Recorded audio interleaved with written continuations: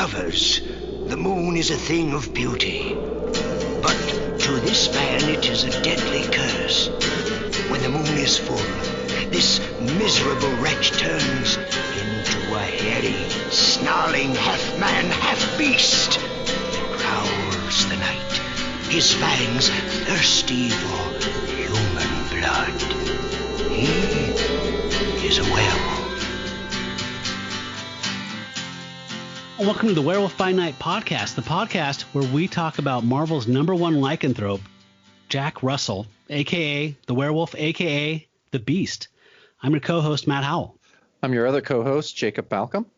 And we are here to talk about a couple things. We're talking about Werewolf by Night #7 from 1973, but I think Jacob's going to talk a little bit about the new series that Taboo and Ben Jackendoff released last week, right? That started last week.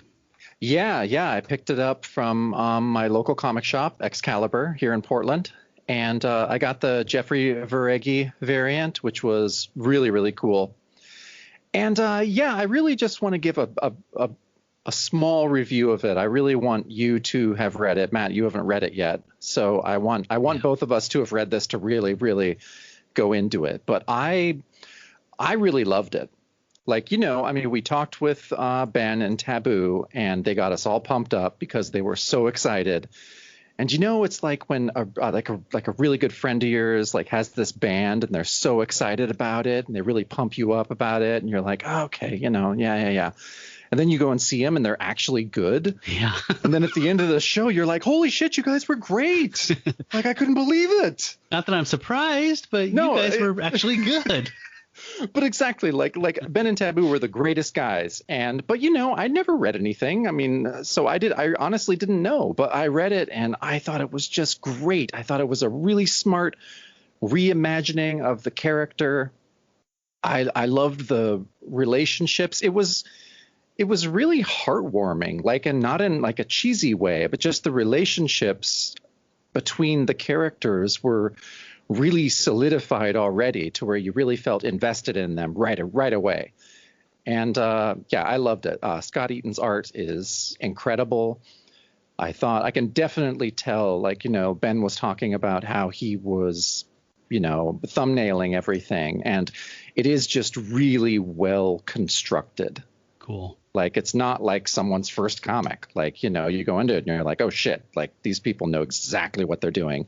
I know exactly how to tell a cool story. So I'm really excited to talk to you about it. So I'd love to save details for next week when you have the issue, if that's OK. Yes. I was hoping to have it by now. I am getting my comics from Floating World through Media Mail, and I sent them my payment a week ago. I thought it'd be here. Maybe Media Mail is slower than I thought. I don't know. Does Media Mail really within one city, 7 days?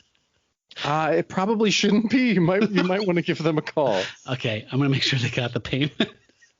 Yeah, and if it doesn't, I will take my issue and we'll drop it off on your porch if it's not going to come by the next time we record. Because you got to read it. It's great.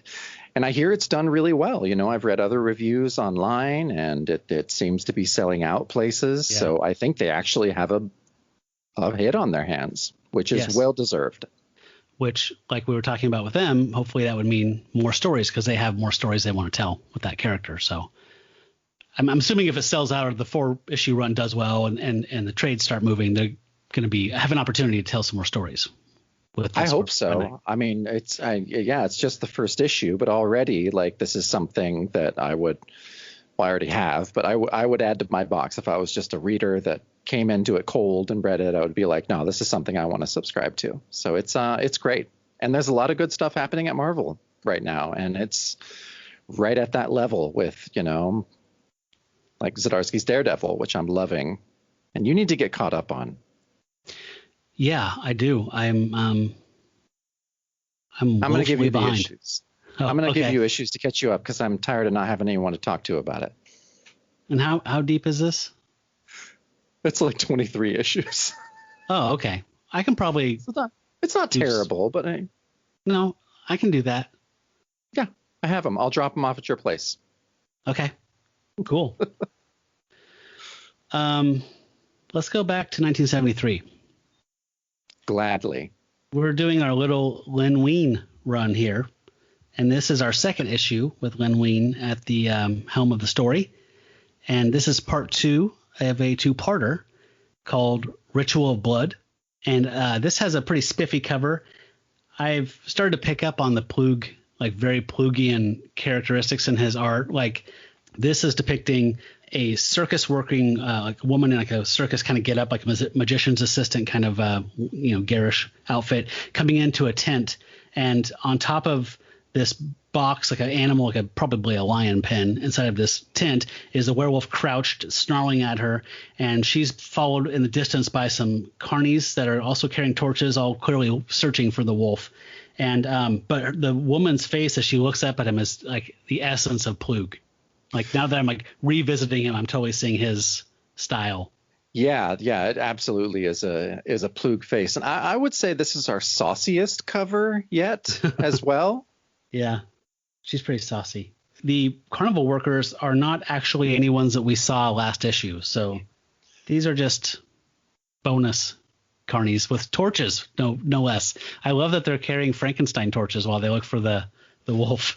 Yeah, I love that too. And I kind of thought it was weird. Like, is this one of those things? Because I had heard about, covers being done for issues, like almost just as they're being plotted, like there's no specifics anymore. So it almost makes me think if Plug hadn't done this cover, like, a month before he actually designed all of the circus people, because I don't think any of those three that you can see in the background are in this issue at all. I mean, I guess the guy on the left you could kind of say was the executioner, but not really. I mean, you could almost say the bald guy could be a miscolored Elmo. Yeah. The strong man from last issue, but I don't think so. I think he's just a Strug, one of Plug's like mini Strug guys that wander around in his mind. He looked like Strug. Oh, poor Strug. One thing I really like about this is that the big box that the wolf is crouching on says the title of the issue on it. It's like that kind of Eisner incorporating the copy for us into the world and into the objects in the world. I always love that stuff for some reason. So it's like a poster, or it's like painted on the side of a big box that says Ritual of Blood in big blood red letters. And I always like that graphic design. Oh, it's super badass. Yeah. And that's something that Eisner did all the time in the Spirit, especially. Yeah. Great wolf depiction here from Plug. Looks like he inked it himself. Yeah, I was going to say that as well. Well, we'll get into talking about the inking differences in this issue. I have a bit to say about that. Yeah, let's dig in. Okay, well, I guess we can start by, saying for this issue, we have our usual cast of creators with Len Wein as our author, Mike Plug penciling, C. Jeter lettering, Glynis Wein coloring, Roy Thomas editing, and Jim Mooney is our guest inker this month. So what does it mean when it says Mike Plug and Jim Mooney artists? Is that explicitly saying penciler comes first, inker comes second? Or does it mean that Plug did some pencils, Mooney did some finishing work and some inking? Or, Yeah, I think that's probably closer to it when I think about it, because that's done. The first team I can think of off the top of my head is Andrew and Esposito. A lot of times they would just have those two artists, and it wouldn't, delineate who was the inker and who was the penciler.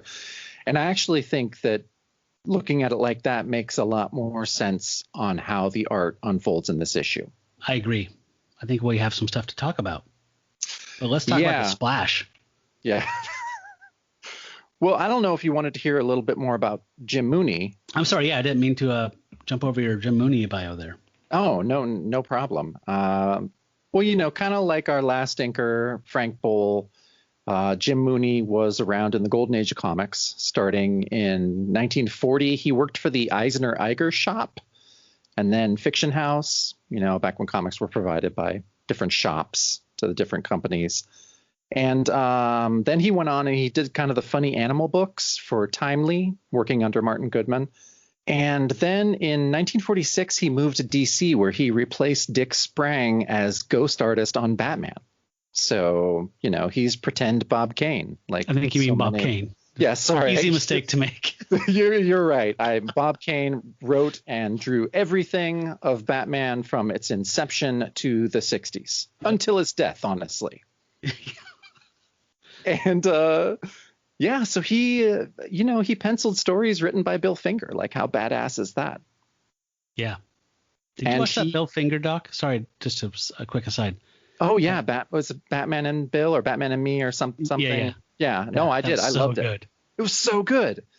And it was so satisfying too. Like, this guy worked really hard with the family. And then what was it on Batman versus Superman was the first film credit I think that he got. Yeah. And yeah, when you saw that on screen, you're like, oh, holy shit. It was funny. I actually just recently went back and watched the Batman 66 episodes that Bill Finger wrote with the Clock King episodes. He wrote those? They are, yeah. He wrote one 2-parter with a partner of his, one of the Clock King appearances. And yeah, it was pretty good. It's super goofy, but I mean, how can you judge which episode is goofier than the next in the Batman 66? Who was the Clock King? Wasn't the guy from Man from U.N.C.L.E., was it? No, it was totally blanking on who that was. Sorry. Anyway, completely derailed your yeah. thing. I'm sorry. That's okay. So I was going to say he went on and did penciling and inking work for a lot of the House of Mystery, House of Secrets, a lot of cool shit. And then in the later 60s, he started working at Marvel, doing more inking work than penciling. He worked on the Spectacular Spider-Man, the Mighty Thor, did some inking on Werewolf by Night. And later on, he was the sole illustrator of Omega the Unknown, which was a weird book done in, I think, 76. It was by Steve Gerber and Mary Screens. And what a weird book. I just started rereading it again, and it's really fucking strange. Yeah, I remember I had some issues when I was a kid, and I really liked it. But I need to read it again as an adult, because I remember being weird, even when I was little, and liking that. I have the Farrell Dalrymple. The reboot? Yeah, from 2007 or something. Yeah. Yeah. I don't know if I ever read it, though. I didn't read it. No. So my main Mooney, I associate him with Spider-Man, inking Spider-Man. That's my main thing. But I got the impression that he's kind of also widely known for his Supergirl work. That's probably his biggest run. And, his art, the stuff that he pencils and inks, I think is good. It's a little dated to me. It has, and I read a lot of Golden Age comics, so I'm kind of used to that, old school style. But his stuff, in a way that 60s Don Heck stuff kind of bored me. And which is weird with Don Heck, because you read his Atlas horror shit, and he's so good and crazy good. And then you read his 60s Iron Man stuff, and you're like, oh God, this feels like a bad Saturday morning cartoon. It's just so. I mean, and I get people really dig that Silver Age style, but it's I don't know, even Ramita kind of gets on my nerves sometimes, but I'm a weirdo that way. I know. I'm going to let that one slide, but yeah, I agree with you. I like Heck on his horror stuff or his non-superhero work, but I don't really get off on his superhero work. Never have. No, his Hulk stuff's bad. I just don't. I'm not a fan. But, I mean, Jim Mooney has a really Golden Age style, so it's cool with him inking Plug, or at least, maybe doing finishes to his breakdowns. Because, I mean, his ink work on this issue is good. I don't feel like the art in this issue on a whole is as strong as last week's. And a lot of that has to do with the faces, but we'll talk more about that on a page-by-page basis as we go on here. We had Bull last week, right? Yeah, we had Bull last week, which I mean, if we're gonna keep count now, out of the issues that he has inked have been my favorites. Yeah, I think agree with you there. Yeah, for sure. So I was looking up a little bit about Mooney today, just in anticipation of this. I knew that you were going to do the real research because you're the actual person who is smart. But I had never heard of Claypool Comics that was from 93 to 2007. Are you familiar with Claypool Comics?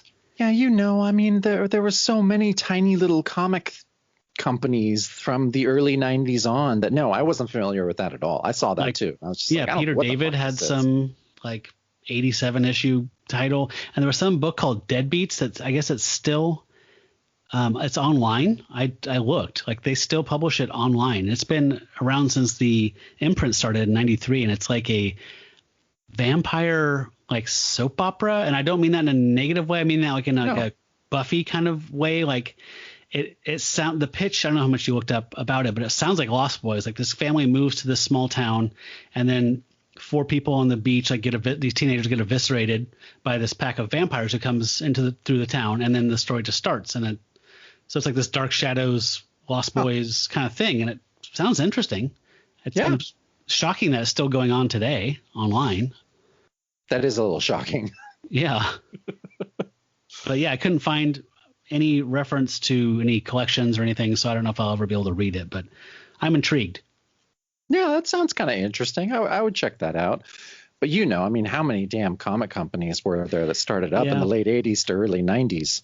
That's true. And it's something that never really got a big bite of the market. And then I think Diamond, they weren't selling enough that Diamond cut them out, and then they just realized we're done. So yeah, they said, fine, we're going to fold, and Diamond gave them 6 months to wrap up, anything that was already prepared to be published, and wrap up any stories, and which is a nice gesture, I guess. Fucking assholes. Yeah. Shit. Fucking Diamond. By the way, it's almost Halloween, and we were talking about a vampire comic. Did you ever read? I've been thinking about this a lot lately, so I have to ask. Did you ever read Fright Night from like Now Comics? No. What era is that? What year did that come out? I would say let's see. Fright Night came out in 87 or 85, and the sequel came out like in 87 or 89. The comic was probably 87 or 89, and they did that kind of classic thing where the first 2 issues are retelling the film, and then it just kind of goes off on its own thing. Mm-hmm. And it's kind of interesting because it's not all vampire stuff. Like Evil Ed was in it, and they'd be trying to like resurrect Jerry Dandridge and stuff here and there that was connected to the main core mythos. But also like there were like aliens that would come and like suck onto your head and take your body over, and it was fucking weird, and it wasn't always good, but when it worked, it was really cool. Yeah, I don't remember that at all.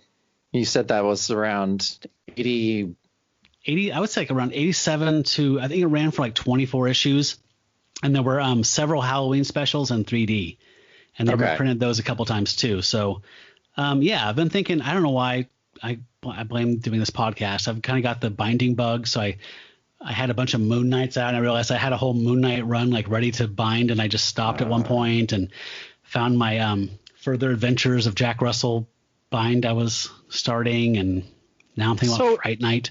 So it's funny in my mind now. I've kind of built up this thing like you have a guy, like he's a binding guy, and I've been kind of like dropping hints like, hey, I'd like to maybe do some binding too, and you just give me nothing. So it's like this guy is your secret contact that you can't share, and you were the only person that can bind stuff.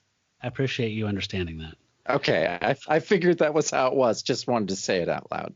No, the reason I don't talk about it is because the people that I used got bought out by a bigger bindery, and it's kind of sad when that happened because like the owner sent out a letter to all his clients and said, this wasn't a friendly takeover essentially kind of thing, and we weren't really happy about it, and I don't know. So I just felt weird about ever using them, but they were bought out by I'm not sure how you say it, but it's Houchen bindery. So yeah, I was on there, and they've got crazy stuff now to where you can make your own cover like a legitimate, you can send in high def PNG of like the cover you want and do a graphic design in Adobe Illustrator, and they'll print it on there and put plastic cover on it. But I like the old crappy one that's just like a stamp, lettered. See, I kind of like that too. Well, I guess what's going to happen is that you and I are going to have to start our own small binding company as our big get poor quick scheme. Yeah, there is one here in Portland, but they don't do comics. Okay. I asked them back in the day when I was binding crazy. I wonder if they might change their mind now since the economy cratered. Yeah. Yeah, but anyway, I've got the bug now, so Guess I'll be sending some stuff off. Yeah, well, I guess I'll just watch you do it and, wave and say, wow, it's really cool, Matt. That's awesome. Thanks. So everybody knows the name now. Yeah. Okay, I guess I should start talking about this splash page a little bit. Yeah. The first page shows basically where we left off last issue. Jack is trapped in a cage with Midge the lion tamer saying, "Attack them, my pets, tear him apart." And 3 of his big cats are lunging towards the beast. It's a good looking opening page. I mean, the beast's fur looks real good. Yeah. I mean, and isn't that our judge? I mean, that's my measure. It is. It's definitely a way to judge the art of the page. And the beast, his fur looks real good. That middle line is stretched out in midair, like kind of looking all muscular. It's pretty cool. Yeah, I just feel like if there were references used, they were a little, I don't know, the verisimilitude of the big cats here is a little wonky. Like the male, the lion in the background, he looks like he got dropped on his head when he was born. Yeah, that's true. They held him up in front of the pack and accidentally dropped him. Yeah, I mean, I guess if there is a criticism for this page, it would be, the perspectives and the relative size of the people or cats in the frame it's a little weird. It's a little wonky. It's a little wonky. I completely agree. I'm assuming this is a new looking beast to me. So I'm assuming this is Mooney. Like his eyes are like much bigger than when Plug alone draws them. And he just kind of has more like the strokes of the ink are just a little more kind of angular and stabby and kind of sharp. So he just kind of looks more jagged. Does that make sense? No, he absolutely does. Well, I mean, there are definite differences with Mooney, helping on the art this time, and we'll be cataloging those. But yeah, for sure, I think you're right. This version of the beast is more spiny. Mm-hmm. Yeah, it's kind of more porcupine, at least in this depiction. Yeah, I would say, well, let's track it. But I would say throughout the issue, I mean, this is a different looking beast, and I also think a lot of the faces look different. Yeah, we're gonna get that. Yeah, here on the next page for sure. So on page 2, we see one of the cats attacking the beast. He's falling back, and there's this crazed panel that looks like some kind of crime suspense story EC a character, like this extreme close up, and he's profusely sweating Midge, the lion tamer, and he's shrieking, "Destroy him, Sheba! Make him pay for humiliating me!" And he just looks absolutely unhinged. Yeah, which I like, actually. No, it's cool.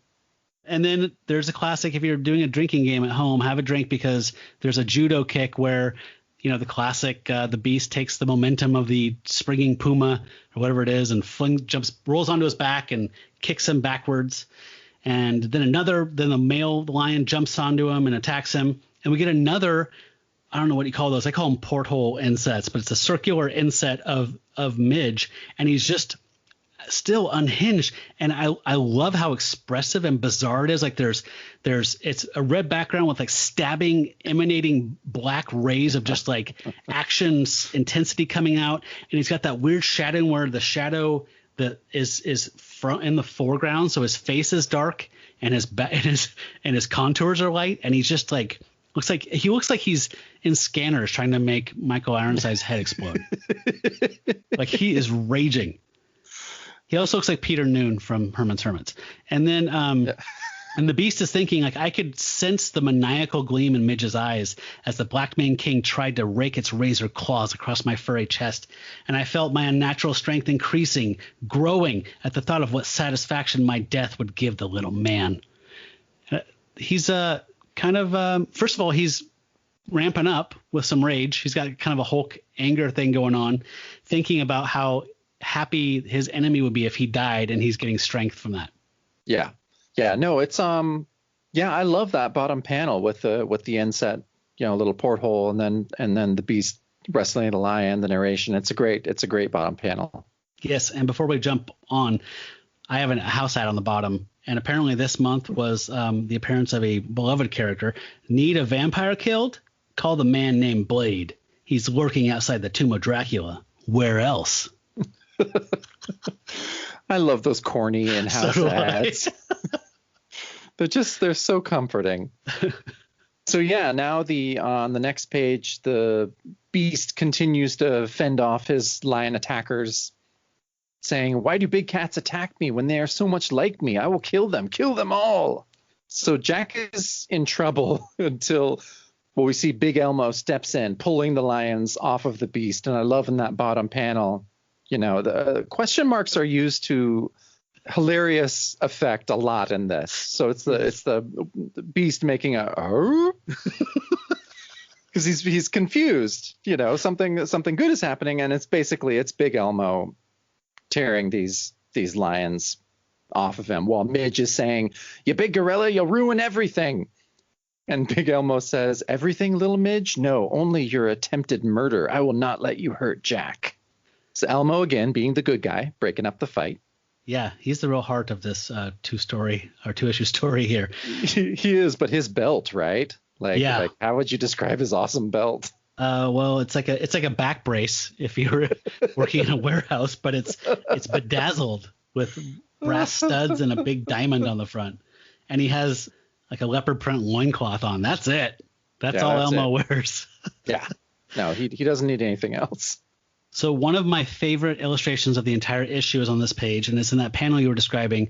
So, Jack was grappling with a lion, and then another lion jumps on his back, so he's getting double teamed, and then Elmo comes in and grabs one of the lions off of him. That panel where Elmo grabs the animal off of him, the drawing of the beast is so fucking great. It is. Just the line work of the detail is so detailed. It looks like it could be like a whole splash or like a cover illustration. It's gorgeous. But again, I would think that looks more like a classic Plug than some of these other ones. So yeah, I mean, I guess, sometimes a duo of artists doing an issue can make things look really smooth and there's a continuity. But I'm noticing a lot of differences in panels and differences in style than a normal Plug issue, or even a Plug and Frank Boll issue. Frank Boll, I think, does a real consistent job of how he inks Plug.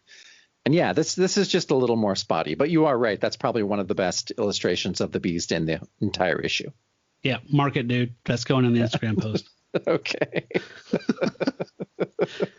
And also what was interesting on this one too is that the Beast is like getting the concept. I mean, I know I read too much into the way that these guys are writing this character, but like the way he does seem to evolve, like he's saying the cats I fought were old and tired, their killer instincts dulled by their years of captivity. So he's already kind of getting a concept of like he's been caged, he's being freed. He's already kind of getting the sense of like what's right and what's wrong for a wild beast and what dulls your senses and the hunter. Just thought that was interesting. Yeah, it's funny, though. I mean, now that you pay a lot of attention to it, I do, too. And I have noticed that Len Wein, well, basically all the narration in any of these Werewolf by Night issues is, Jack looking back and recounting what happened to him. Correct? I mean, that's pretty much the standard now, right? Yes, it's recall. Yeah. So, yeah, it's basically all recall. And the voice that Len Wein gives Jack in recalling is very Sam Spade, Humphrey Bogart to me. Yeah. And when Conway does it, it's much more like an 18-year-old kid in the way that, he's a little more flowery in his prose. It's kind of like a kid, he's 18, but he still thinks Jim Morrison is kind of a good poet. So he kind of is like, yeah, and really recounts it in this florid style, which I think works. It works with the character for me. I don't know if I'm more attached to it because that's what we got first, but Len Wein's recounting is a little hard-boiled for me, and I think that works, but it's getting on my nerves a little bit. I won't lie. That's fair enough. Okay. And as you were talking, I realized that I made a mistake earlier. I said that I think this is our second issue of Len Wein, but it's our third. Okay. My mistake. I forgot that he did the second the Kane brother conclusion there. Yeah. So that's my bad. as this fight is going on, a bunch of these circus folk, if you recall in the last issue, the Beast had pulled down a canvas tent on top of all the circus people and escaped and ran off and chased after Midge. And that's when he went into Midge's trap of the lion's den here. And so all these people have caught up. So there's the executioner, the weird Valkyrie metal bra woman, and the cowboy guy, Large Marge. All these people, and they're all kind of lined up, like watching the Beast wrestling, and Elmo and the Beast kind of fighting off all these things. And it looks hilarious to me. I thought it reminded me of like an airplane when they get in that slapping line. You remember that one where it's like, calm down, and like the camera just keeps panning to the left and showing like everybody on the plane's waiting to slap this person. They kind of look like that. They're kind of cheering it on, kind of waiting their turn. They want a piece of the They seem Beast. really subdued to me. Like they've seen a ton of weird shit, like a werewolf wrestling a lion. Like, yeah, they've seen it. Yeah, they do look a little like the cowboy just looks like he's kind of been there, done that. Yeah, he is. His arms are crossed. He's 7 feet tall. He's seen some shit. He's not super impressed. Yeah, so I thought that was kind of weird. The battle's raging on, and then all of a sudden, the big cats sit down and start purring. And the Beast is like, "Roar?" And he's confused. He's slack-jawed, staring. And we find out that what happened was they felt a pre-force of the remarkable Rihva coming in. And so his presence is so strong that he even tamed wild beasts and made them, go under his sway. So he's much stronger than we were initially led to believe, at least judging by that. Yeah, and on the next page, the narration says, like the Red Sea before the staff of Moses, the gaudily garbed throng parted to allow the solemn Swami an uncluttered pathway. Yep. Yeah. Wow. So yeah, that was a really hard-boiled way of saying Rihva moves through the crowd of circus folk after calming the lions with his telepathy, and he wants to know what the hell's going on. He says, "Who is responsible for this incident?" And Midge immediately tries to blame it all on Big Elmo, while forgetting again that the Swami can figure out the truth just by reading his mind. He reads minds. It seems like Midge and Rihva have been together a long time, so Midge should have figured this out. Yeah, a long time ago. Yeah, and he already got bitch slapped for doing this. I think 1 or 2 days ago. Yeah, like 2 days ago. So the Swami has said lots of ridiculous shit so far, but in the bottom panel, he slaps Midge in the face and calls him a stunted son of a toothless jackal. Which I just thought needed mentioning. But then he also says, "Be gone from my sight, dwarf. The rest of you as well, before the remarkable Rihva loses his legendary patience." Didn't know that was a thing. Yeah, I didn't either. He's like the Mr. Fred Rogers of Swami, evil Swamis. Yeah. And so, yeah, Rihva tells Big Elmo to leave the Beast in the lion's cage. And I kind of love how the Beast is drawn in that final panel. Like his claws look rad. Like this is more of a horror illustration. Like his hands are almost oversized in the perspective with the claws coming out. Like I liked this one. Yeah, I noticed that on a couple pages ago as well, that his claws and his teeth were longer. Like he looks much more monstrous. Yeah. Not as much lupine as monstrous. Yeah, for sure. So Elmo leaves him there. He's in that cage and he's howling and he's raging because, he's demanding they return him and release him so he could run to find the forest that he loves so well. And nobody comes back. Nobody hears the werewolf ranting and raving and decides to go and free him. So he curls up in a little ball, sadly, in the cage and falls asleep. And there was something interesting. He says for a while, the wolf that had stolen my body snarled and shuffled about the cage, his nostrils flaring at the stench of decaying sawdust. Again, some little flowery kind of thing. But I like that the beast that stole my body. That's kind of an interesting way of describing werewolfism. Yeah, we haven't heard that before, and it is. That's a cool description for sure. So as the beast sleeps, he dreams and remembers for new readers how Jack got in this bind. And so we have a little quick flashback explaining that they went to the circus. Jack got under the Swami's sway. And yeah, in case you're new, that's what happened last issue. Yeah, which, they've done a little bit in previous issues, for new readers jumping on a successful book. But, they haven't really force fed it as much as some of the other Marvel books at this time are, which is nice. The whole credo of like every issue could be someone's first issue was a pain in the ass for quite a few years there, because it's like, what about the rest of us? Well, and I almost think that was the worst when you and I were little kids because of Jim Shooter, because that's what Jim Shooter was just like. Every issue should be someone's first issue. So spell everything out exactly every issue, which is boring as shit. Yeah, that always made the first 2 or 3 pages of any Spider-Man issue really frustrating for me as a kid. Yeah. But I remember being frustrated with that at like 8 years old. Yeah. Like being like, no, I don't need to fucking know the whole origin of Spider-Man again. Like, I get it. Uncle Ben, you say. Yeah. Okay. Oh, man. So, yeah, Jack wakes up in his human form to Big Elmo checking on him, making sure he's all right. Elmo says he has to take Jack back to his old cage. Jack is still in a stupor and is pretty easily led by Elmo, who kind of starts like sincerely apologizing for what he is doing. And which I thought was really sweet. Like, he's very genuine. Yeah. In a lot of this, like I'm sorry to do this, Jack, but I must. You don't understand. Elmo is very much the heart of the story. Oh, yeah. Since we got a kind of a hard-boiled Lin Wein approach to a monster story here, this is not going to end well for Elmo. No. That's kind of telegraphed from this point. Yeah, no, nothing good is in store for Elmo. But he does decide to kind of start telling the origin story of Rihva. Even though Jack is in no state to understand anything, Elmo's telling him. Yeah, he's in every panel where we see Jack, he's got literal stars around his head. Yep. Like, so he's still basically drugged, kind of almost drooling. And Elmo's like, let me tell you this really long and involved story that's going to be really important. So he reveals that Rihva was born different, right? And was born a telepath. Yeah, he says he was born a telepath. So the Swami is a mutant then, right? Yeah, that's how I read it. Yeah. Or, yeah. He's an outcast because of it and his culture, because he's a freak. Yeah. Oh, so it's basically the origin of every X-Men origin ever. So he would show up on Cerebro is what I'm saying. Yeah. Totally. That's how I read it. Okay.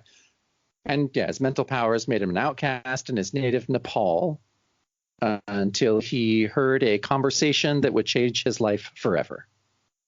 So I really love that there's this schism between what we're being told by Elmo and what we're seeing in the true flashback. So like he's saying, like, one day he overheard a tale that was to change all of our lives, and he's skulking in an alleyway listening to this guy tell me about this treasure. No, he wasn't. It wasn't chance that he overheard. Yeah, no, you're right. Yeah, and it gets worse as we go on here. So he hears about the legendary Bloodstone, which is what we saw last issue, that kidney-sized stone on it that had some writing on it that's supposed to lead to treasure. I think that Rihva kind of vaguely, obscurely alluded to, obliquely. It's been really unspecified what the Bloodstone is actually going to do. Right. And so just hearing this little morsel of information sent Rihva off on a world search, and he went all around the world searching for the gem until he came at last to a secluded temple deep in the Himalayas. Now, I'm no geographer, but if you start in Nepal and you search the entire world for a lost object and you find it in the Himalayas, wasn't your grid a little shitty? Don't you start at home and radiate out? I know. I know it's always in the last place you look, but I'm pretty sure Nepal and the Himalayas are pretty close to one another. Yeah, that was my point. Yeah, they're very close to one another. So at any rate, he does find this temple, and he goes in, and he's welcomed in by these monks and these, I'm not sure what faith they are, but they are they have a vow of poverty, and they're very pious people, and they invite him to come in, and they feed him, and then he's talking. Rihva asks him about the Bloodstone, and he quickly learns that it is in this temple, hidden away safely from any unscrupulous person who would ever want to try and find it. And so it says, long into the evening, the two discussed the matter until, as Great Riva explains it, he convinced the old priest that the bloodstone should be his. In the picture, we have Riva pulling out a knife as the priest is spilling his tea, and he's getting ready to stab him. Yeah, the priest has such a good oh shit look. And yeah, his drink is totally spilled. So yeah, it's a little different than how he's describing it. But so the next page, Riva successfully steals the bloodstone and returns to his mountain hovel that he called home to try to unlock the power of the bloodstone. So the narration says that the Swami made all the proper mystic gestures and performed all the instructed rituals and fails. It says, for Great Riva was a super normal being, mutant, and to make the bloodstone work, he needed a supernatural being. Yeah, I had to look that up. I was not familiar with the distinction. Yeah. Were you?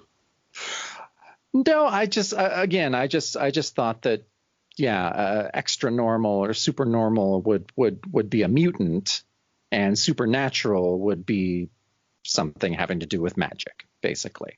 Yes, that is a distinction. So supernormal would be something, again, that would occur in nature, like a mutant. Yeah. Right. That's abnormal, unusual, whatever, but it's not supernatural. So yeah, supernatural. Yeah. I mean, the main distinction, I saw a bunch of religious, like apparently this is a religious term that matters to different sects and faiths. But yeah, it seemed like the occultism is definitely what differentiates between the two for our purposes. And so since he is just a telepath and not a monster.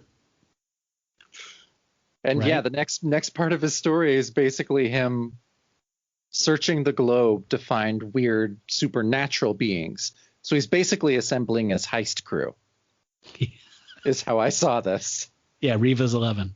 Yeah, so he's going around looking for, magical beings. It shows him recruiting a hunchback to unlock the bloodstone, which doesn't work because he's not supernatural enough, I guess. He rubbed his back and he didn't get his wish, so he just said, well, yeah, all right.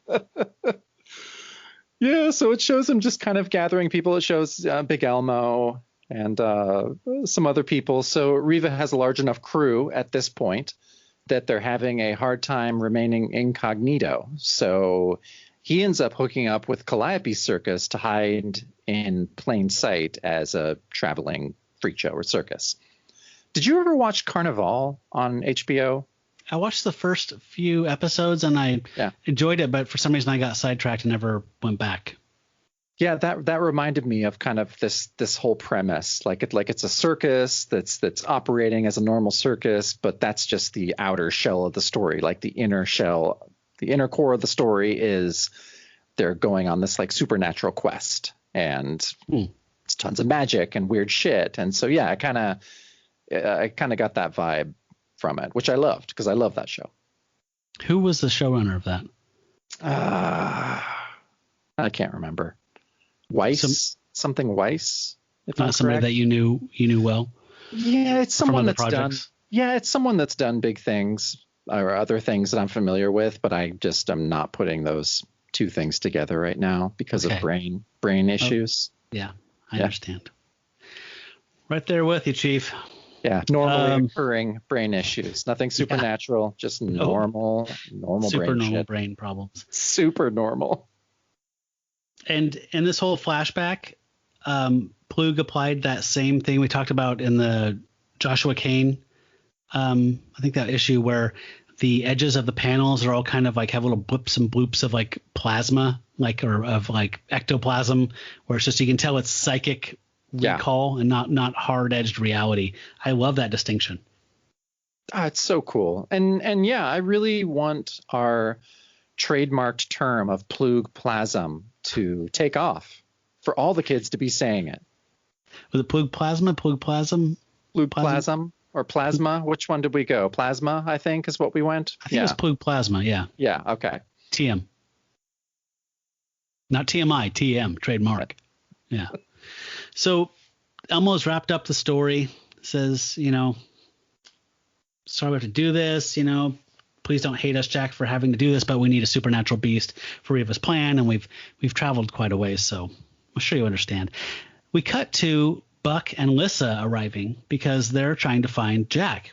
And Buck says, we should probably call the cops. And Lissa's like, why? They just be a bother. We can do this. And so she's looking around, and it's interesting. They say it's a pretty solid hunch that he's here because, Jack wasn't at home or any of his other haunts. And this is where we last saw him. So a little Sherlockian deduction there. But I was tripping down that, like, his other haunts. And I realized we don't really know much about Jack as a person outside of his supernatural life. Like Peter Parker. I mean, this is supposed to be Peter Parker as a monster, right? That was the pitch from Roy Thomas or whatever it was. And we don't actually have a real sense of him. Like, we met Terry. I'm not even sure if that's her name. Like, his girlfriend. You know what I mean? There's no Peach Pit. There's no, like, the gang. Like, which I think this is missing. Honestly, like, I love all the stuff going on, but I think that it would be a little bit stronger and I'd have a little more of a connection with Jack Russell if I saw him when he wasn't in dire straits. Well, I think that's a clear distinction between authors. I think that Conway historically is all about the second tier characters. He's all about the ancillary characters, and he focuses on them, tells their stories to make the entire story feel more real, for us to be more invested in it. Len Wein isn't interested in doing that. I don't think at all. Do you think that's a general trait of his writing or specific to this? I don't know. I'm trying to, maybe just compare it to what I know best of his, which is Swamp Thing. Yeah. And there was a bit of a, supporting cast in Swamp Thing that I cared about. So, I mean, I think he can do it. I just don't think he does it in this. I think he gets the job. He gets the job that he has to do. I don't think he quite understands the heart of the book. Of this title. Of this title. Absolutely. I think that Conway wrote the blueprint in that. And it's because of how he portrayed these characters that we want to know where Jack's other haunts are. Like, you're right. Yeah. Where the fuck else is he hanging out? We've seen him basically just mope around like his family's beach house, his manor. Like, his girlfriend Terry showed up for a little bit, but then she was gone. So I'm with you. I want to know where he hangs out. I also had a question for you about, I wonder if they correct lettering, because there is a pretty weird mistake in this one. In the panel where they're talking about his other haunts, the letter actually accidentally made a B where they meant a J. So instead of saying Jack, it says Back.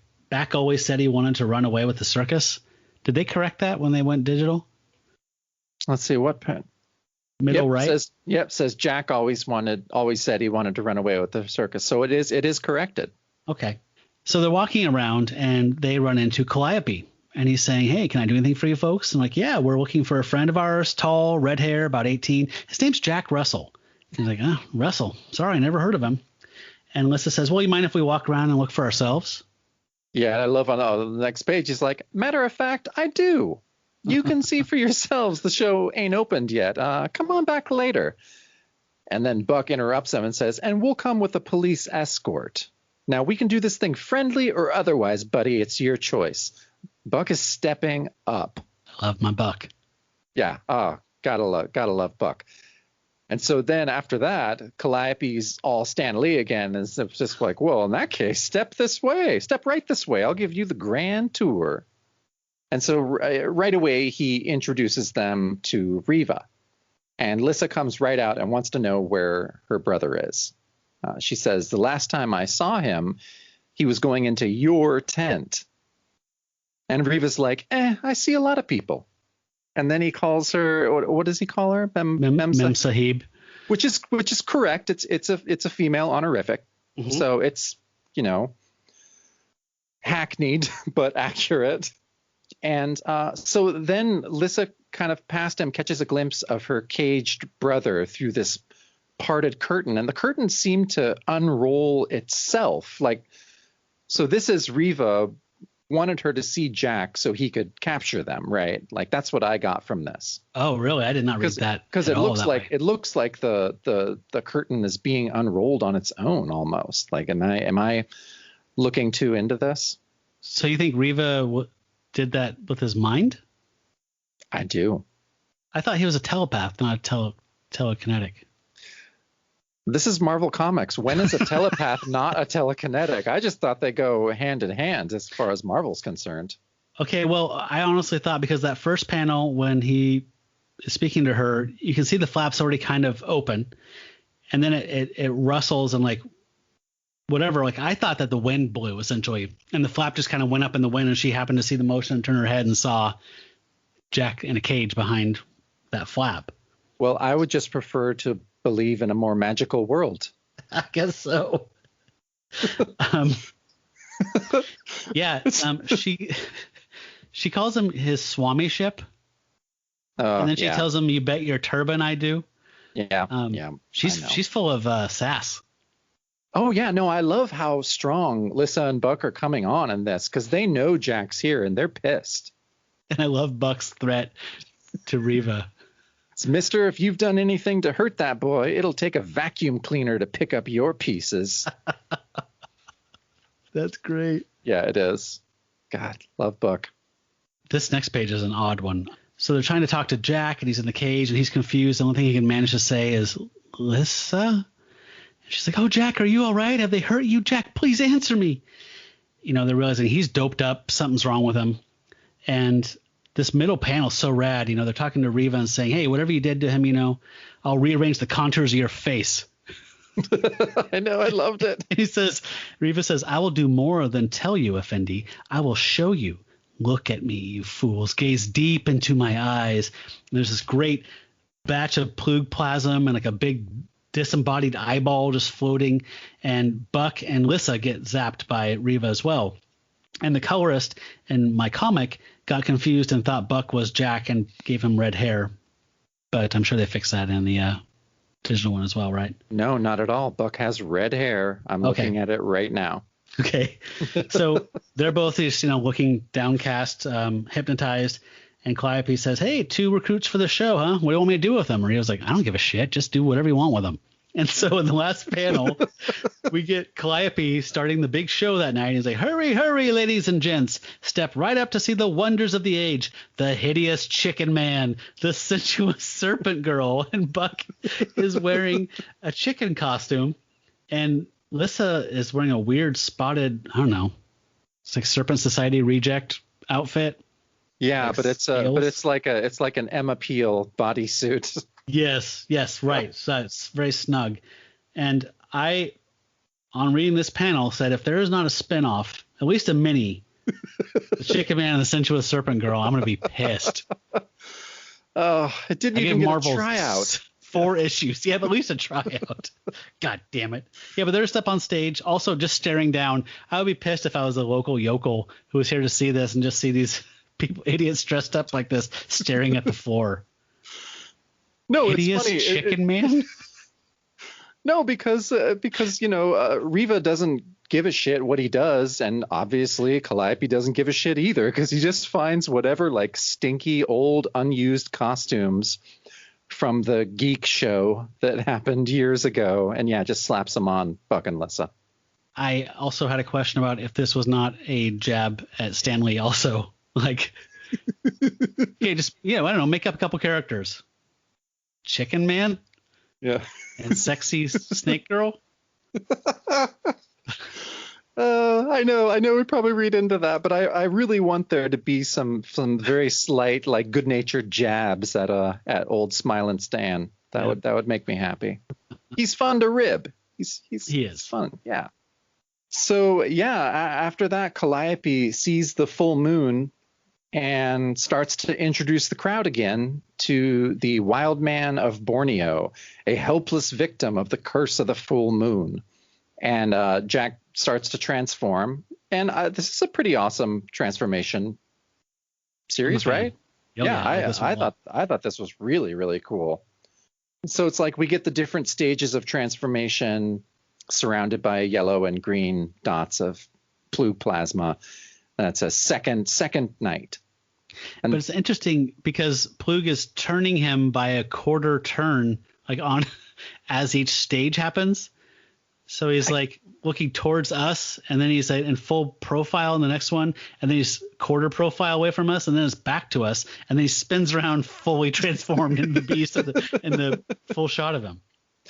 Yeah, it's funny. I think maybe, I see what his intent was, but I think if old Will Eisner was looking over his shoulder at this point, he'd be like, nah, that doesn't work, kid. Yeah, I'd see what you're doing there, but it's not working.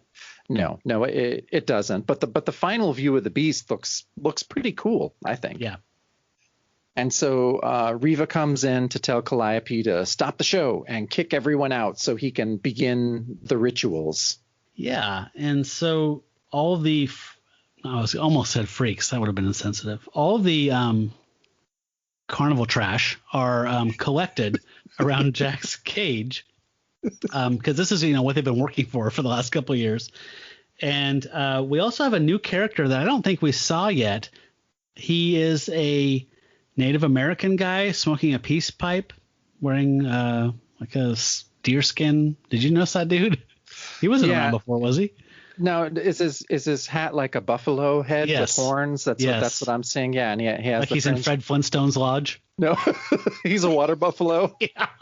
Yeah, it does. And you're absolutely right. He was not there last issue. He's just there for a heap and help of color. So we don't know. So yeah, they must have picked him up between issues. He was just standing on the road crying, and they just like, hey, you employed gainfully? Yeah. So Calliope comes in, and he's remembering back when Jack reached out at the last Wild Man of Borneo show and grabbed him around the throat and scared the shit out of him. So he's getting his, revenge here. He's like, look at you, you hairy devil. You just love to get those filthy hands on me again, wouldn't you? Well, here's something else for you to chew on, monster. Try sinking those ugly fangs of yours into this gas. Which, it's like Costanza, jerk store. Like, you might want to have had another run at that one. I don't know if fangs into this gas was really the big stinger you thought it was. Yeah, but he sprays. He has a trick cane that sprays gas into the cage and tranquilizes the beast and knocks him out. In the last panel of this page, we see all of the carny folk standing around the beast, who is strapped down to a table, and Riva is there opening up his little golden chest and pulling out the bloodstone. It is time. Yeah, it's a really cool bottom panel there. It was funny. I actually laughed out loud at the panel right above that, where it's snarling furiously. I swiped at the gas, but it did me little good. And he's in the illustration, the beast is kind of almost like holding his chest, but I would have rather seen him swipe at the gas. Yes. Like trying to cut the gas. That would have made me laugh. Gas bad. Yeah, it was really, really funny. But I really loved this next page. Like, I think this is one of the coolest pages. This is how you lay out a spirit page. Yeah. Like this is Eisner for sure. Very Eisnerian. It's a full page of spot illustrations that tell the story, but there's no panels. So it's just an array that your eye just follows down through, zigzagging switchbacks down the page.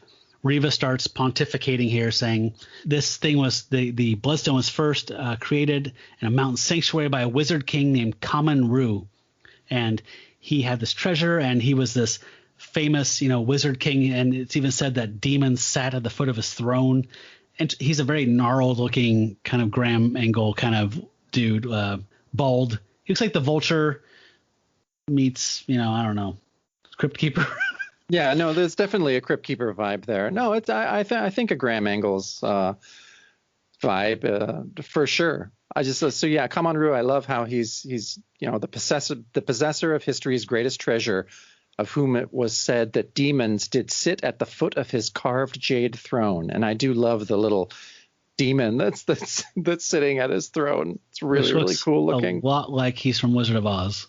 Like one of the winged monkeys. Yeah, he does, but just colored all green.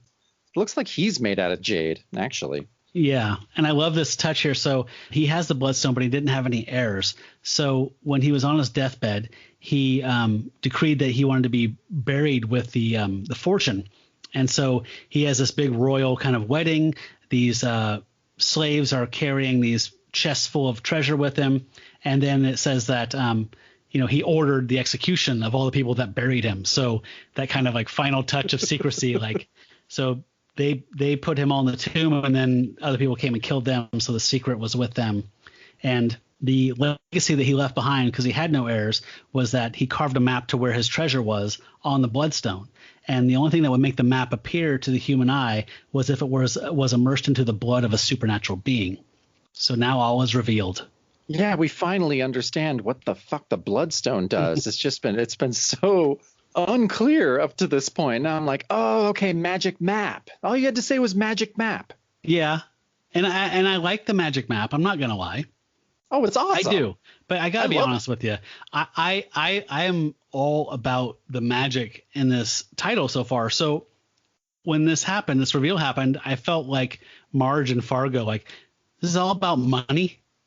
You did all this for just a little bit of money. And it's a nice day. And here you are. Going to jail.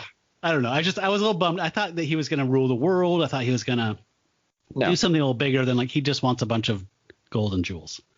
Yeah, he does. And he's convinced his whole crew that, if they can just get a hold of a werewolf and drain him of his blood, everyone's going to get rich. Yep. And so does Jack being, in his family line, that lineage, that makes his blood truly supernatural, right? It's not like a typical werewolf mythology where it's like a virus, like vampirism or whatever else that's spread through a bite. It was in his, like we learned from Elfric, that this was in his blood dormant. And so the curse of the magic is what brought it out in his father and Baron Rusoff. Yeah, I don't think that lycanthropy is treated like a virus at all in this series, or at least not up until now. Like, Jack's scratching lots of people, he's biting people, he's not making new werewolves this whole time. Like, it seems like an inherited blood condition. How did Riva know about Jack? Did we talk about this? Did we learn last issue? I thought we did, when you were talking about all the different people that have kind of figured out, Jack's exploits. Yeah. But it also kind of seems like, because Joshua Kane figured it out. There's the guy before that kind of figured it out. So are they like monitoring police band radios? Have there been like local news segments about there's this werewolf running around? I don't know what the public knows at this point. I think that these are supposed to be meant to be seen as astute observers in the shadows who are seeing things that we, like Knights Templar or something, or Illuminati, that we're completely oblivious to. Yeah, they're paying attention to the signs, and we're just going about our daily lives. So, yep. Yeah. Yep. They're Q, and we're Kex. Beta Cucks. So, it's almost midnight, and that's when all this shit is going down. So Riva unsheathes this curved dagger and is just about to stab the beast when Big Elmo grabs the knife, saying, "No, you can't. You never told us there would be killing." And, Riva's pretty pissed off by this and says my favorite insult of the entire issue right here. And there's been a couple doozies. But this one, he calls Elmo a muscle-bound wart on a camel's tail. Yeah. It's just wow. Some of those felt reachy, last two issues. That one felt that was a bridge too far. Yeah, it was. It really was. And so he's pissed. He's saying, "You have ruined everything. The moment has fled. Now a month must pass before we can perform the ritual again." Okay. So are you going to track our timeline here? No, I'm going to. But I wanted to point out, I didn't realize until Elmo grabbed his hand and said, "I didn't realize you'd be killing him." I was like, oh, wait, why does he have to die? No, he doesn't. He would just have to stick an IV in him, right? And drain his blood into a bowl and dip the bloodstone in the bowl, and then the map would be revealed. Am I wrong? No, you're not wrong. That absolutely is a viable option. But Riva has the bloodstone madness. He's taken that too far. Yep. Okay. Well, I love the reaction once he says we'll have to wait a month, but we can visit that timeline. But I love our little buddy Midge, who's like, hates the Beast more than life itself. And, he last issue set him free. He couldn't stand him so much. And he was willing to take Rihva's wrath just to get him out of his life. And then he said, you just keep coming back. So, yeah, when he hears Rihva say a month, he's like, a month? Another month with that monster around? And, then what does he do? Gets sad. Yeah, it takes a turn here because Midge is furious and looking at Elmo, he says, this is all your fault, and shoots Big Elmo in the back. Big Elmo turns around, Midge, little Midge, why do you hurt me? He says, hurt you, I'll kill you, and shoots him a couple more times as he's turned around. Gut shots. Yeah, a couple gut shots, a shot to the back. Jesus. It's brutal. Before we move on, though, let's talk about time. Oh, boy. Because we can't undo those three bullets. But it said 2 pages ago, second night. Second night. Now, I'm no mathematician. But everything we've read says that there's 3 full moons, three nights of a full moon every month. So did we miss something? Or did Len Wein miss something? No, I think Len Wein missed something. I think Rihva missed something. Someone should have called him and been like, boss, we got one more night. Like, don't freak the fuck out. Don't kill Elmo. Don't kill Elmo, for fuck's sake. You just do it again tomorrow night. Damn. So, yeah, if they would have had you there keeping track of this shit, none of this would have happened. That's a lot of pressure. But Midge has dealt a mortal blow to Elmo. And he's saying, kill me, but why would little Midge want to kill me? And he picks him up and he says, Elmo always liked you, Midge. And he's like, stop, you're crushing me. And he breaks his spine like dry spaghetti. Thank God. Oh, my God. Kill that little fucker. Is that the second spine crunch we've gotten in this series or third? I think it's the second, unless you count a balcony fall. It's the third. No, I absolutely don't. There needs to be a word like crunch that happens. And so, yeah, this is the second time for that. Yeah. Okay. Because Luther Kane's henchman. Mm-hmm. Was that what you're talking about? Yeah. Yeah. Yes, we're doing a count.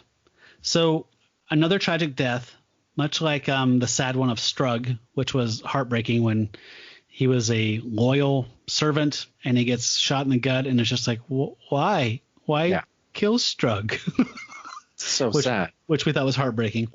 So the Beast is strapped down to the table and his keen nose picks up the scent of burning canvas because, I don't know, candle fell, something happened.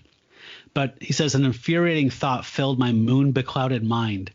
For somehow I knew that I too had lost a friend, and as I knew I would have my vengeance upon the one I held responsible, but the one I held responsible quickly realized my intentions. So the Beast is raging out, which we saw a little bit earlier when he was fighting the cats, and he snaps his bonds on the table. So he's getting the madder Hulk gets, the stronger Hulk gets kind of thing going on here. Yep. And Rihva's like, the creature, he's loose. Quickly, you fool, stop him before he destroys us all. Because he realizes the Beast is coming for him. And at that moment, all of the carnies jump onto Jack and dogpile on him and start beating him with clubs and sticks. And while the tent is burning up, and Rihva slips out unnoticed.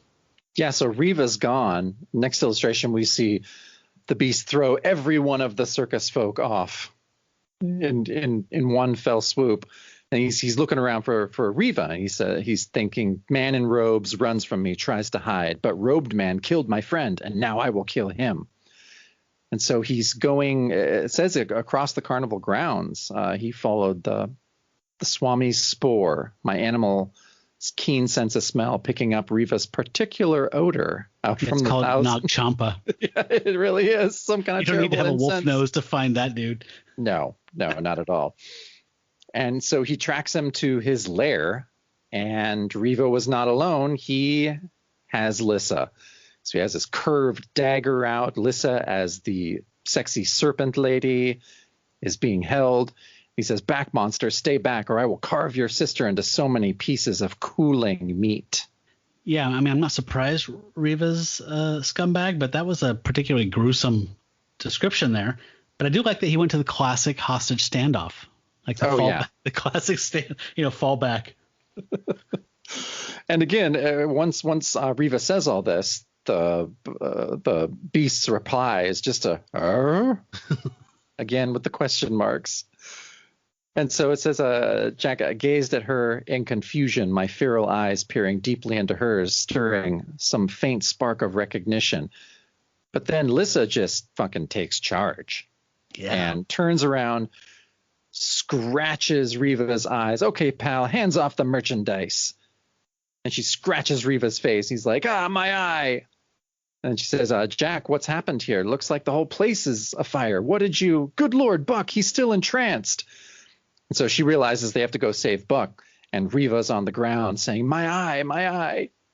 The beast seems super focused. Is that just the rage of Elmo's death that caused him to like snap out of his trance and to get strong enough to break the bonds on this table and throw off 8 carnies? Yeah. Because that's a metric ton of carnies, I think. Yes, it is. So that's all he needs, huh? And so his connection with his sister was strong enough that it broke the trance, the drugged haze. Yeah, that seems to be consistent. I mean, I think of all the things that the beast is cognizant of, he does seem to recognize Lissa, at least as someone important in his life that he needs to either try to save or try to keep from harm. Yeah, and Lissa's even like starting to like get a Lassie kind of dynamic where she can just talk to him and assume that he knows what she's saying. She's like, Jack, what's happened here? Looks like the whole place is afire. What did you... Buck, he's still entranced. No, and then on the next page, like, she's got a fucking plan. Like, she's like, okay, I've got to get Buck out of here before it all comes burning down around our ears. And then she's yelling out to the beast, get out of here, Jack. Find someplace safe to stay till morning. She's like, I'll take care of this shit. You get out of here. Which I thought was so great. Yeah. No, I love her. And I just, her weird little outfit, and she's taking charge. She seemed like Ween was trying to make her into something. I know he wasn't, but it's just like, damn, the costume must have really inspired her. Yeah. She looks like God Emperor of Dune or something like that, right? With the sand trouts, like a suit of sand trout. She really does. Yeah, so Lissa vanishes off to go find Buck, and there's a little bit of a standoff there. And, you know, the fallen Swami looks up viciously from the sawdust floor and made the beast decision for him about what to do, because the beast is thinking, I could bolt out of here and run, or I can get some vengeance for Elmo. And that's already taken care of. So he's padding forward towards Riva, and Riva's got one pop eye and one kind of small eye, because I guess of the rake of Lissa's nails or whatever. And he's just staring at him. He's trying to put the whammy back on Jack, you know, like he's just like, I can get in there. And then he goes into Jack's mind, the beast's mind, and sees what the beast is envisioning of what he's going to do to Riva in mere moments. And Riva loses his shit. And he does he pass out? Does he faint? Or he falls back? No. He just straight up has a heart attack and dies. Like, I don't think there's any. He just looks like he drops dead. Oh, that's right. More than the Swami's heart could. Yeah. So the horror. Oh, he is dead. Savage, terrible things only an animal's mind could conceive. And the horror of it all was more than the Swami's heart could bear. Much more. And so he just keels over dead, face down on a table, and drops the bloodstone. And then, so the bloodstone's there on the floor of this tent. Everything's on fire. And the beast stops and he's looking back at it. And he says, I smelled death working all around the limp body, then glanced down, noticing the gleaming red stone that had fallen from Riva's hand. And when I found it was not something I could eat, I loped off into the night. And I thought that, I know. That was hilarious, first of all. It's really funny. It's just like, I can't. Like, it's not sausage. Or not, can I eat it? Well, it is sausage shaped. It does. Yes. So you can't fault the beast for being like, oh, it's on fire now and it's red. It looks cooked. So yeah, I know. It's really funny. In this scene, this last panel here is very evocative of the Raiders of the Lost Ark for me, like the medallion or whatever, like falling into the fire at the bar. Yep. In Paul or whatever that was. Just reminded me of that. No, it's a great ending, and it's I don't know. I mean, I think it's pretty good. It ties up the story pretty well. What did you think? I was a little underwhelmed. It's not my favorite issue by far, But yeah, I liked the first part of it a lot more. I liked the background of where the Bloodstone came from, and even where Riva, his origins a little bit. But everything else that took place in the present tense more or less felt like padding to me, and just kind of a paint by numbers kind of way to get out of here. And I don't know why. We've talked about this before, like if there's some kind of dictum that says you have to kill these guys in these horror books because the code's been relaxed and these are horror books. But like, imagine if Elfric and this guy got together 7 issues from now, and through their mutual hatred of the beast decided to do something even worse. Like, they're throwing all these characters away. You built up this whole backstory for Riva and then kill him. Yeah, I really don't. It doesn't make any sense to me, because even if this book wasn't, this book was selling pretty well. It was selling enough to give, Jack Russell his own title. It was selling, probably not Amazing Spider-Man numbers like we've talked about before, but still to go from bi-monthly to monthly, like within 4 issues. Yeah, definitely. Yeah, I do not get why there's all these villains. I mean, every single villain has died. Everyone, right? Yep. Well, except for Mr. Russell. Yes. Philip's still smoking somewhere wearing an ascot. He's having his pipe and slippers moment at one of their estates somewhere. But no, all these villains, and I'm not saying they're, Doc Ock level, cool enemies, but still they're fairly fleshed out characters, especially Riva. He gets this giant backstory. The Bloodstone gets this giant backstory.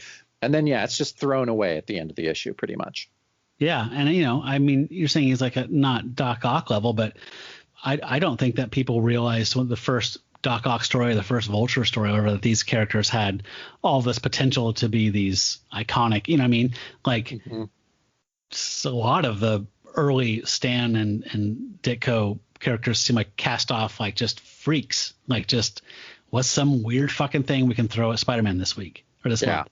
I get it that he's not iconic, and he is a little bit tone deaf culturally and everything, but that is a cool story. And the Bloodstone seems like, again, that's the other loss. I feel like that a missed opportunity was like if the Bloodstone was a mystical artifact that had some kind of bigger, Darkholdian kind of connection or something, it could have been a thing that goes on, but it's just literally a treasure map that needed Jack's blood to unlock it. It's a little uninspired. Well, it is. And I really should have looked up the dates, but it's not long after this that the name Bloodstone is reused again for John Jameson. Yeah. Yeah, we should figure out when that is. I honestly don't think it's more than a year or two. I don't think it is either. Okay, time for Weremail by Night. I had a hard time picking one here, but I feel like this one addresses some of my issues that came up earlier. Gang, I'm very excited over Werewolf by Night number 3 for 2 very good reasons. First, the movement away from the I was a teenage werewolf rut you nearly fell into. Jerry's scripting on this new comic with an age-old theme proves that Mighty Marvel can escape from the movie-type monsters and create new dimensions in the supernatural and in comics alike. That's comics with an X. Second, the setting. Being a native of California, it's good to see the westward shift of emphasis with regard to superheroes and villains alike. But unfortunately, the center of comics population still lies somewhere near Newark. It's also good to see our marvelous Tahunga Canyon mentioned on page 5, panel 1, and again on page 19, panel 5, however misspelled. How about a no prize, huh? Despite the misspelling, it's good to see some recognition for our Wonder Canyon. In the final pages, Jack states a desire to make for the forest. He'll find plenty around here in Angeles National Forest, but first he must get a permit to enter the forest. And before I start sounding like our Chamber of Commerce, make mine Marvel. Banderson. He signed it Banderson that says Tagunga, only kidding, gang, California. So if you recall, I had an issue with Conway calling it Tagunga Canyon instead of Tahunga. So the response is, it's yours. And don't worry about Jax lacking a permit to get into the forest, friend. Chances are he'll prowl in the back way. And even if he doesn't, well, would you stop him to ask for identification? Finally, being the kind, benevolent, good-hearted, and cowardly folks we are, we happily hand you your no prize for our alleged Tugunga Canyon folly. Only thing is, Jerry insists it wasn't a mistake, that really was Tugunga Canyon, and that Tuhunga Canyon is a different one entirely. But deep down, we think he's only goking. Oh, boy. Goking. Goking. Anyway, not the best letters this time around. A lot of folks still talking about that dude. There's a raging controversy still going on from back when we had Brad on about strength of the werewolf. That goes on and on for months. Oh, I'm sure it does.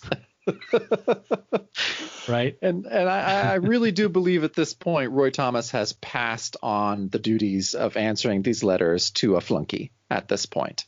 I think so too. Yeah, Roy has other shit to do. He's busy. What is he doing? I don't know. Is he doing Conan yet? Oh yeah. He was, yeah. So he's doing shit. Yeah. Yeah, because I just saw in this issue they were saying there was a house ad for Conan. It said this is why. So like pick up this issue and see why this is getting all of the awards. And I had to look it up, and it had picked up like 3 awards by this point. Best ongoing feature. I think the Barry Windsor Smith stuff got them an award. So yeah, it was going on. He was busy. No, he's not answering Wearmail at this point. I'm just going to go out on a limb and say that. It was funnier when we thought it was Roy, though. I know. Oh well. So we have a little bit of a change for next week. We have our first outing of Jack Russell going into somebody else's book. Going to do Marvel Team Up number 12, right? Yes. So if you're not familiar with Marvel Team Up, I believe that was intended to be a Spider-Man and Johnny Storm book, but they kind of abandoned that pretty fast, and it made it Spidey and whoever the writer wanted to have be in the story, right? Yeah. So at this point, they've already abandoned the Spidey and Human Torch thing, and we get to see Jack Russell mixed up with Peter Parker, finally. It's what we've all been waiting for. Yes. So if you're reading on the Marvel Unlimited app, it's there, right?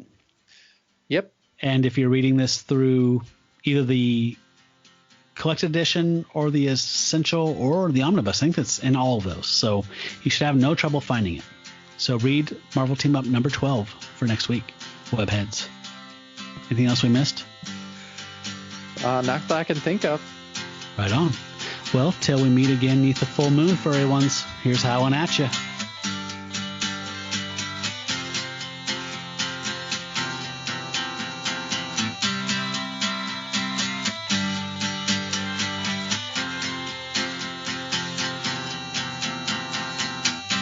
Werewolf.